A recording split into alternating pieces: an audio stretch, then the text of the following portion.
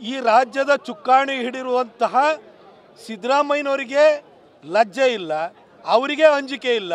ಇನ್ನು ಅವರ ಸಚಿವ ಸಂಪುಟದಲ್ಲಿರುವಂಥವ್ರು ಹೆಂಗಾಗಿದೆ ಅಂತಂದರೆ, ಹಿಂದೆ ರಾಜೀವ್ ಗಾಂಧಿಯವರು ಬೋಫೋರ್ ಹಗರಣ ಬಂದಾಗ ದೇಶದ ಪ್ರಧಾನಿನೇ ತಿಂತಾನೆ ನಮ್ದ್ಯಾವ ಲೆಕ್ಕ ಅಂತ ಗ್ರಾಮ ಪಂಚಾಯತಿ ಪ್ರಧಾನಿಂದ ಎಲ್ಲರೂ ಲೂಟಿ ಮಾಡ್ತಾಯಿದ್ರು.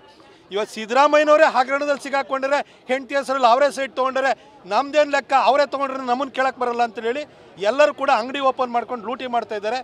ಫಸ್ಟು ಸಿದ್ದರಾಮಯ್ಯನವರು ಅವರು ಅಧಿಕಾರದಿಂದ ಕೆಳಗಿಳಿಬೇಕು. ಅವ್ರ ಅಧಿಕಾರದಲ್ಲಿ ಕೆಳಗಿಳಿದಲೇ ಅವರು ಇದೇ ಥರ ಬಂಡತನದಿಂದ ಮುಂದುವರಿತಾ ಇದ್ದರೆ ಅವರ ಸಚಿವರುಗಳು ಕೂಡ ಬಂಡತನವನ್ನು ಪ್ರದರ್ಶನ ಮಾಡಿಕೊಂಡು ಈ ರೀತಿ ಲೂಟಿ ಮಾಡ್ಕೊಂಡು ಹೋಗ್ತಿರ್ತಾರೆ. ಮುಖ್ಯಮಂತ್ರಿಗೆ ಲಜ್ಜೆ ಇಲ್ಲ ಅಂತಂದಮೇಲೆ ಅವ್ರ ಕೆಳಗಡೆ ಇರುವಂಥ ಮಂತ್ರಿಗಳಿಗೆ ಲಜ್ಜೆ ಅಥವಾ ಅಂಜಿಕೆ ಅನ್ನೋದು ಇರುತ್ತಾ?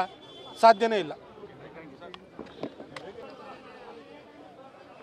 ಈ ರಾಜ್ಯದ ಚುಕ್ಕಾಣಿ ಹಿಡಿರುವಂತಹ ಸಿದ್ದರಾಮಯ್ಯನವರಿಗೆ ಲಜ್ಜೆ ಇಲ್ಲ, ಅವರಿಗೆ ಅಂಜಿಕೆ ಇಲ್ಲ.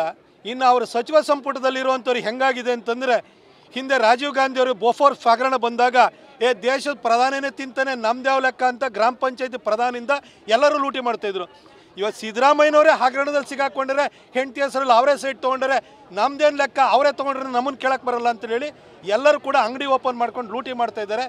ಫಸ್ಟು ಸಿದ್ದರಾಮಯ್ಯನವರು ಅವರು ಅಧಿಕಾರದಿಂದ ಕೆಳಗಿಳಿಬೇಕು. ಅವ್ರ ಅಧಿಕಾರದಲ್ಲಿ ಕೆಳಗಿಳಿದಲೇ ಅವರು ಇದೇ ಥರ ಬಂಡತನದಿಂದ ಮುಂದುವರಿತಾ ಇದ್ದರೆ ಅವರ ಸಚಿವರುಗಳು ಕೂಡ ಬಂಡತನವನ್ನು ಪ್ರದರ್ಶನ ಮಾಡಿಕೊಂಡು ಈ ರೀತಿ ಲೂಟಿ ಮಾಡ್ಕೊಂಡು ಹೋಗ್ತಿರ್ತಾರೆ. ಮುಖ್ಯಮಂತ್ರಿಗೆ ಲಜ್ಜೆ ಇಲ್ಲ ಅಂತಂದಮೇಲೆ ಅವ್ರ ಕೆಳಗಡೆ ಇರುವಂಥ ಮಂತ್ರಿಗಳಿಗೆ ಲಜ್ಜೆ ಅಥವಾ ಅಂಜಿಕೆ ಅನ್ನೋದು ಇರುತ್ತಾ? ಸಾಧ್ಯನೇ ಇಲ್ಲ.